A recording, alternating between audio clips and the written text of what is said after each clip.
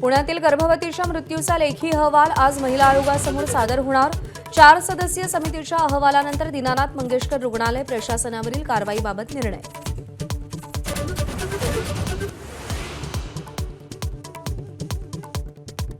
रायगडमध्ये रुग्णालयातून उपचारांशिवाय जबरदस्तीने घरी पाठवणाऱ्या 14 वर्षीय मुलाचा मृत्यू।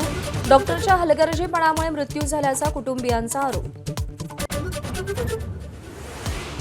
बारामतीत आपल्या एवढं काम करणारा आमदार यापुढेही मिळणार नाही। अजित पवारांनी शरद पवारांना चिमटा काढल्याची राजकीय वर्तुळात चर्चा।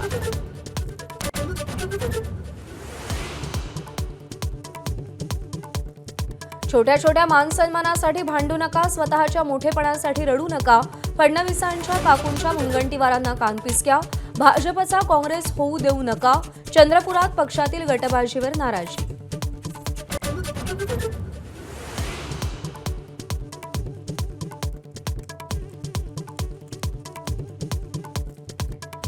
अमरावतीमध्ये रामनवमीच्या शोभायात्रेत नवनीत राणांकडून बाण सोडल्याची कृती। लोकसभा निवडणूक निकालानंतर यशोमती ठाकूरांनी डिवचल्यानंतर राणांकडून पुन्हा उत्तर।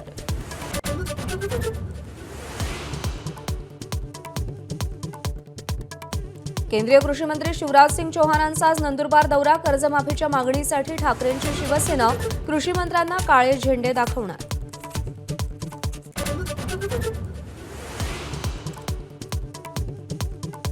धाराशिवच्या वसंतदादा पाटील विद्यालयातील केंद्रावर NMMS परीक्षेमध्ये मास कॉपी झाल्याचा आरोप। 271 पैकी 115 विद्यार्थ्यांना समान गुण।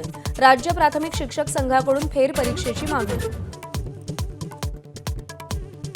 मुंबईमध्ये पुढचे 4 दिवस तीव्र उष्म्याचे तर विदर्भात तापमानाचा पारा 43 अंशांच्या वर। अकोल्यामध्ये सर्वाधिक 43.2 अंश सेल्सिअस तापमानाची नोंद।